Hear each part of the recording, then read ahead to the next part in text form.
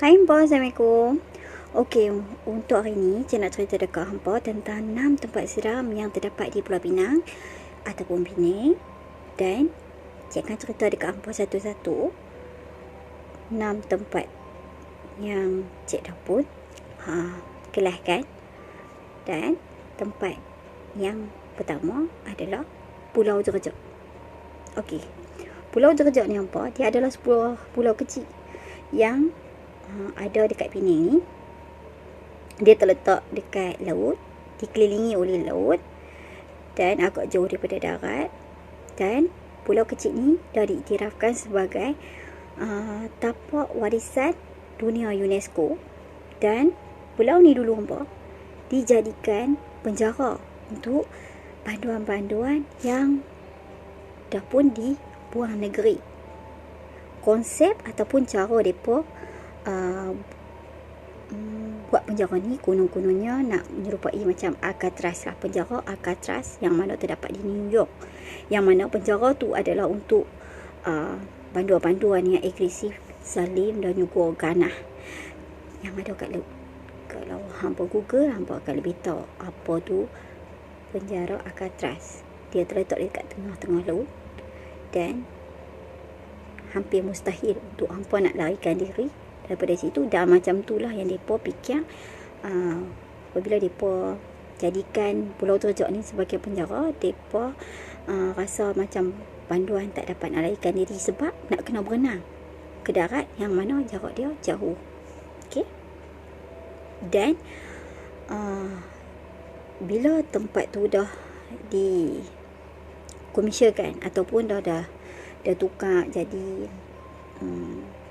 tempat peranginan ataupun tempat untuk orang duduk resort,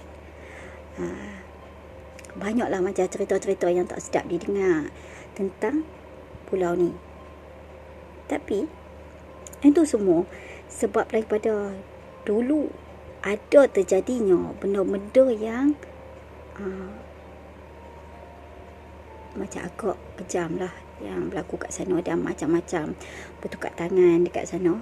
Jadi mungkin atas sebab-sebab macam tu lah terjadinya peristiwa misteri, dan juga pulau ni dikatakan berhantu. Dan cik sendiri pernah kerja kat sana sebagai resepsionis pada tahun 2008. Dan betul yang waktu mula-mula dah masuk kerja tu, kan kami dibawa untuk macam pergi tengok dekat bilik-bilik yang ada dekat situ, naik bagi kereta macam yang ada dekat tempat golf tu. Kami dibawa ke setiap resort-resort tu, mereka tunjuk kawasan-kawasan kat situ. Cik dah rasakan betapa kuatnya aura ataupun macam kuasa lah, macam dia ada macam sesuatu dekat pulau tu. Tapi cik gagahkan juga kerja sebab pada mulanya macam tak ada apa-apa. Lepas tu waktu kita duduk dekat kaunter, bila main nak senja ataupun nak malam macam tu, kan nampak macam kelibat-kelibat dia lintas. Yang tu dah tak dapat nak tengok. Dan cik duduk sabar lagi sebab ingatkan benda tu okey. Tapi akhir dia sampai satu tahap bila nak pergi kerja je, naik boat je, badan akan jadi macam gegatar ataupun jadi kelopak garam yang besar-besar sampai ke muka. Jadi 2-3 kali try dia jadi macam tu juga, dan akhir dia cik ambil keputusan untuk letak jawatan. Dan lah cik pergi pulau tu waktu ambil gaji. Okey, kebanyakan pengunjung ataupun orang yang pergi dekat Pulau Jerjak ni, mereka akan bagi tahu kat hampa yang mereka kadang-kadang akan terdengar bunyi suara orang menjerit, suara orang minta tolong, suara orang mengamuk, dan kadang-kadang terdengar bunyi orang tiup whistle. Dan juga ada yang boleh dengar macam suara orang tu marah-marah Dan macam-macam lah bunyi macam misteri. Hampa tahu tak? Sebab apa benda-benda ni jadi? Sebab dahulu pulau ni selain dijadikan penjara, dia juga pernah dijadikan tempat tahanan perang oleh tentera Jepun. Dan pulau ni juga dah dijadikan tempat kuarantin untuk pesakit kusta, penyakit kulit yang mana mereka diasingkan daripada orang-orang lain kerana penyakit ni mereka katakan mudah merebak. Dan tentera Jepun ni jadikan pulau ni tempat tahanan perang selepas Hiroshima dan Nagasaki kena bom. Pada tu mereka dah menyerah kalah dan tahanan-tahanan pun mereka lepaskan. Pada tu 1948 barulah tentera British ambil alih tempat ni untuk dijadikan penjara tahanan politik. Pada tahun 1969 barulah Pulau Jojok ni tadi dijadikan pusat pemulihan di bawah Jabatan Penjara Malaysia. Dikatakan sewaktu tragedi 13 Mei, pulau ni juga dijadikan penempatan tahanan ordinan darurat. Okey hampa. Pernah terjadi pemberontakan yang mana banduan-banduan dekat situ mengamuk dan sebahagian bangunan dekat penjara tu dah pun mereka rosakkan, merusuk dan musnah akibat tindakan mereka tu tadi. Jadi dekat situ kita dah boleh bayangkan sewaktu Jepun duduk kat pulau ni, hampa boleh bayang betapa kejamnya Jepunnya dulu. Jadi mungkin ada yang dah mati dan diseksa, dan mungkin juga ada daripada pesakit-pesakit kusta yang dah mati dekat pulau ni. Dan sebab itulah terjadinya peristiwa-peristiwa seram ataupun pulau ni dikatakan berhantu. Okey hampa, untuk tempat yang kedua ni, tempat ni adalah sebuah banglo misteri yang terdapat dekat Batu Feringgi berdekatan dengan Tanjung Bunga, yang mana kalau kita sebut tempat-tempat ni, hampa dah boleh bayang.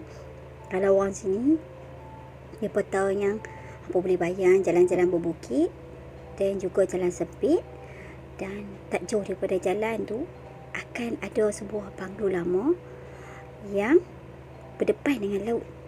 Okey hampa, dikatakan dah terjadi dulu satu peristiwa ngeri dalam banglo tu, yang mana anak kepada pemilik banglo ni dah pun meragut nyawa dia sendiri dalam banglo tu.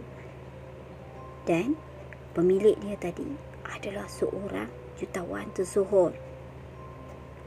Dia ditemui mati dalam keadaan yang menyedihkan hampa. Dan sampailah ni kes dia ni tak tahu apa penghujung dia, ataupun tak ada maksud dia tindakan lanjut yang mana apa sebab dia mati, dan adakah dia dibunuh ataupun dia bunuh diri dia. Dan semua tu masih berbelit-belit dengan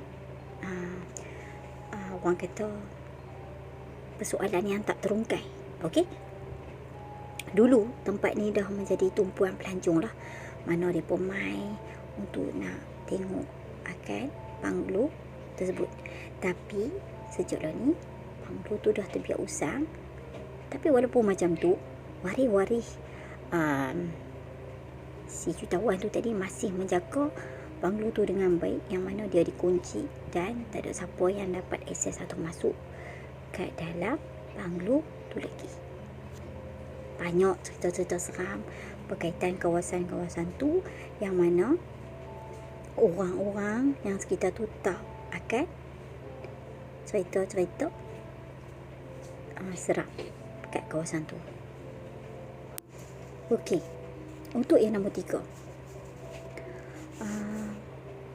yang nombor 3 ni dia adalah berkaitan tentang banglo lama di Bukit Mendera. Kawasan ni dulu hampa pernah menjadi kawasan penempatan untuk Gubernur Pulau Pinang. Dan sewaktu zaman British, kediaman ni digelar Berretiro. Dan law ni, tempat tu dijadikan kafe dan juga tempat penginapan. Dahulu hampa, Bukit Bendera ni dia adalah kawasan macam tumpuan lah bagi golongan-golongan bangsawan yang mana mai kat Penang ni. Dan kerana sebab itulah ada beberapa biji banglo dan juga rumah agam yang ada yang terbiak usang dan ada yang masih digunakan sampai law ni. Dan dalam banyak-banyak banglo kat situ, ada satu banglo 2 tingkat yang terlalu banyak sangat orang perkatakan tentang kejadian misteri yang ada dekat banglo tersebut. Banglo ni kalau hampa tengok memang menyeramkan sebab keadaan luar dia dah dipenuhi ranting-ranting akar dan juga daun-daun hijau lah. Okey, ramai yang kata waktu mereka daki ataupun mereka berjalan dekat dengan banglo tersebut, mereka dapat merasa satu macam tarikan ataupun satu kuasa yang mana ada yang terdengar suara-suara aneh mai daripada dalam rumah tu, dan ada yang dengar suara seolah-olah memanggil mereka masuk dalam rumah tu. Dan pernah dikatakan ada seorang lelaki yang masuk dalam banglo tersebut, dan apabila dia keluar, dia jadi tak siuman. Tak kurang juga yang rasa sesak nafas dan juga meremang bulu rumah waktu dekat situ. Jadi ada setengah orang yang dia akan rasa macam seolah-olah dipukau kalau berdekatan dengan kawasan banglo tu tadi. Dan kerana itulah banglo tu masih menjadi misteri yang menghairankan. Daripada tahun 1928 tu ada beberapa biji banglo ataupun rumah agam di Penang dan masih beroperasi sampai sekarang, masih digunakan. Cuma banglo 2 tingkat tu sahaja yang usang dan terbiak macam tu. Jadi hampa boleh bayang dekat situ betapa orang-orang yang naik ke sana, mereka akan cuba hindari untuk lalu ataupun merenung ke arah banglo 2 tingkat tu. Okey, yang nombor 4, Bukit Salbia. Nama sebenar tempat ni adalah Jalan Bukit Fetus. Okey, kalau orang Penang ni memang mereka tahu kawasan berbukit ni, ataupun lebih ramai orang-orang kat sini panggil Bukit Salbia, yang mana menghubungkan jalan antara Tanjung Tok Kong dengan Batu Ferenghi. Menurut sejarah, nama orang bagi dekat tempat ni sebab berkait tentang satu kes pembunuhan yang berlaku sekitar tahun 1980-an. Pembunuhan tu berlaku dekat tempat lain, tapi mereka jumpa mayat dekat situ, yang mana ada dekat lurah bukit dekat situ, yang mana mereka dah jumpa mayat seorang wanita bernama Salbiah Yu binti Abdul Rahman yang ditemui dalam keadaan dah merepuk dekat kawasan tersebut. Yang bunuh si Salbiah ni tadi adalah kekasih dia sendiri, yang mana dia dah gunakan tali nylon untuk menjerut leher ataupun leher lah Salbiah yang ketika tu duk hamil. Okay. Apabila si Salbiah ni minta lelaki tu untuk tanggungjawab, dia tak mau sebab dia dah bertunang, dan dia bunuh si Salbiah tu tadi, dan dia bawa mayat tu naik kereta dan pergi buang dekat lurah yang ada dekat jalan berbukit tu. Tapi apa yang sedih, dia sampailah dia dihukum gantung sekalipun, si pelaku tu dia tak mengaku yang dia bunuh Salbiah. Dia dah dihukum gantung pada tahun 1984, tapi dia tetap bertegah katakan yang si Salbiah tu bunuh diri. Dia tak bunuh Salbiah tu. Dia kata okey, sejak daripada penemuan mayat Salbiah tu dekat situ. Dan sejak itulah kawasan tu kerah, ataupun orang kata nampak bayangan sosok perempuan, dan kadang-kadang orang yang naik motor. Selalu yang dia akan ganggu adalah orang yang naik motor. Okey, macam itulah cerita tentang Salbiah. Okey, yang nombor 5 apa? Yang nombor 5 ni adalah Hotel Penang Mutiara, ataupun lebih dikenali dengan nama Mutiara Beach Resort. Yang dahulu dia adalah sebuah hotel mewah yang terkenal lah dekat Penang, dan dikatakan banyak sangat kejadian-kejadian pelik yang berlaku dekat hotel ni. Dan hotel ni dah berhenti beroperasi sepenuhnya pada tahun 2006 dan terbiaklah sampai sekarang. Hotel ni terletak dekat Teluk Bahang, yang mana hotel ni ada 400 buah bilik, dibina di atas tanah seluas 18 ekar.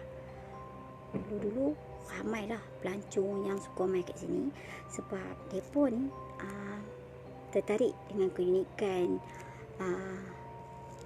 dia yang berlatar, sebab mereka suka dengan landscape dia, dan juga kawasan tu yang agak berdekatan dengan laut. Lepas tu dia dekatan dengan kampung apa. Jadi orang suka, pelancong-pelancong luar ni mereka suka dengan situasi ataupun keadaan pemandangan yang cantik lah dekat kawasan Teluk Bahang tu. Jadi mereka tertarik dan mereka main situ. Dan pengalaman-pengalaman pekerja dekat sana apa, yang mana kerja dekat situ, mereka ni kerap diganggu pada waktu malam, waktu mereka shift malam, yang mana kalau hampa tu diganggu, mereka akan terdengar macam suara angin yang menderu dengan kuat, dan boleh terdengar macam suara bercakap dalam logat purba. Tak kurang juga telefon akan berbunyi pada waktu malam. Dia akan call dekat depan tu lah. Tak kira lah dekat kitchen ke ataupun dekat front desk ke, dia akan call. Tapi bila hampa tengok dalam sistem, call tu daripada tingkat yang tak ada orang duduk dan tak ada orang check in masuk. Jadi pada mulanya kalau orang yang tak tahu dia angkat, dia akan dengar macam bunyi angin. Dan lepas tu dia dengar bunyi napas yang agak kuat, dan lepas tu dia peletup. Dan ada juga pekerja yang terserempak dengan lembaga hitam, dan juga dia ganggu sewaktu orang nak keluar masuk lift, yang mana dia akan macam terpor mereka hampa, dan hampa sama juga akan dengar suara mentera, macam seolah-olah bacaan mentera. Dia berserta dengan angin sejuk yang kuat, dia terpor teringkat hampa, dan pada masa yang sama hampa akan terdengar macam mentera purba. Okey. Dan kebanyakan orang tak tahan lah kerja dekat situ, akibat diganggu. Ada yang sampai sakit dan demam-demam, dan akhirnya ramailah berhenti sekali masuk, lepas tu berhenti, dan masuk lagi, lepas tu berhenti. Kebanyakan peristiwa ataupun kejadian ni akan berlaku dekat tingkat 5. Daripada 16 sampai 6 tak pernah ada gangguan, hanya bermula daripada tingkat 5. Jadi kebanyakan orang yang betul-betul kentai saja dia boleh kerja dekat situ, dan orang yang tak boleh tahan selalunya dia akan resign, nampak. Dan sampailah sekarang hotel ni masih lagi terbiar kosong, tak ada siapa berani nak ambil alih lagi. Dan ada juga para paranormal yang kuno-kunonya datang nak tengok kawasan ni, dan mungkin ada orang ataupun guide yang masih jaga kat sana ke atau apa. Tapi kawasan ni memang menakutkan lah kalau kita tengok, menyeramkan. Kalau hanya orang yang betul-betul berani, mungkin saya tak heran lah tentang benda ni semua. Tapi pengalaman yang orang ceritakan, memang siapa-siapa saja yang kerja dekat sana akan diganggu. Okey, bagi cerita yang terakhir ataupun tempat terakhir, nombor 6. Tempat ni adalah muzium perang yang terdapat di Batu Mung. Tempat ni dah dijadikan macam tempat tumpuan untuk pelancong, yang mana ramai pelancong daripada luar mai untuk nak tengok macam barang-barang tinggalan sejarah yang ada dekat tempat ni. Muzium ni dikatakan luas dia 20 ekar dan dia memiliki pelbagai tinggalan sejarah berkait dengan tentera British sewaktu Perang Dunia Kedua, dan dibina pada tahun 1930. Siap dia tu 9 tahun selepas tu, dengan mereka gunakan tenaga banduan-banduan yang dihukum mati, yang kononnya apabila mereka gunakan mereka ni, jadi rahsia pembangunan tempat tu orang lain tak tahu. Pembinaan kubu ni dah pun menelan belanja sebanyak 40 juta pound, nampak. Dan pada tahun 1941, kubu ni dah pun diambil alih oleh tentera Jepun, yang mana diketuai oleh Jeneral Tomoyuki Yamashita pada tahun 1941 tu, 16 Disember. Dia masuk ke tanah Melayu dengan cara berbasikal selama 8 hari melalui Thailand. Mereka masuk ke tanah Melayu dan mereka memang nak ambil alih tempat tu, kerana dekat kubu ni terdapat 2 biji meriam yang pihak British dah bawa daripada arsenal, bawa mai situ. Dan kemampuan meriam tu dikatakan dia mampu menembak sejauh 36 km jauh dia. Kalau nak dikatakan, kat situ dah terjadi banyak sangat peristiwa pembunuhan, penyiksaan dan juga yang lain-lain. Pekerja-pekerja kat sana dah tak larat nak dengar bunyi derapan tapak kaki, seolah-olah orang duk berkawat, macam tentera Jepun berkawat lah.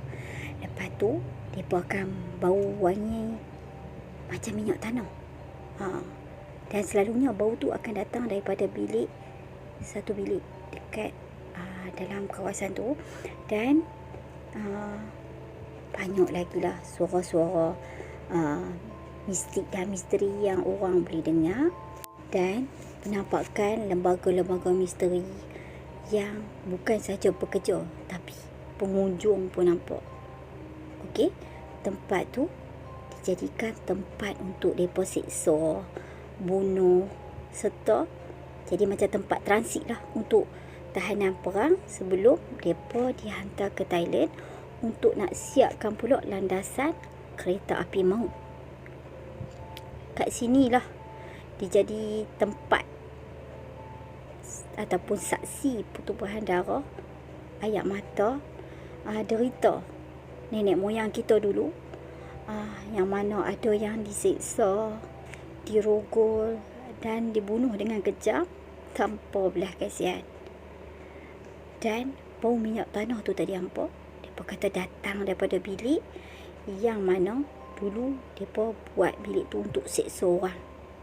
Dan kebanyakan orang yang masuk dalam bilik ni, mereka akan terasa seram, mereka akan terasa macam sedih, mereka akan boleh rasa seolah-olah penderitaan yang mana banduan-banduan kat situ dah tanggung. Terowong bawah tanah pula ada dekat situ, yang dalam dia 100 kaki, digunakan untuk simpan peluru dan juga senjata waktu zaman British tu. Tapi Jepun ambil alih dan dia akan gantung banduan, yang mana mereka akan pancung kepala. Badan banduan tu tadi akan mereka biar jatuh dalam terowong tu dan biar membusuk dekat situ. Okey, kepala-kepala yang mereka dah potong pula, mereka akan pamerkan dekat jalan-jalan utama, supaya masa tu penduduk tanah Melayu ni ataupun rakyat-rakyat tanah Melayu ni akan jadi takut. Okey, dan tak berani nak melawan mereka. Okey, hampa. Di kawasan muzium ni dikatakan sewaktu mereka belum buka lagi dekat orang, kawasan ni banyak mereka jumpa tulang-tulang. Tak tahulah mungkin daripada panduan kau ataupun tentera Jepun yang mati dekat situ kau. Dan sebelum mereka buka, mereka dah clearkan kawasan tu, mereka dah kumpulkan tulang-tulang tu dan mereka dah tanam dekat satu tempat yang dirahsiakan. Okey hampa, macam tu lah cerita dia. 6 tempat yang seram ataupun misteri dekat Pening ataupun Pulau Pinang. Next time, cik akan cerita-cerita lain pula. Harap hampa dapat klik subscribe, like dan juga komen. Okey hampa. Bye. Assalamualaikum.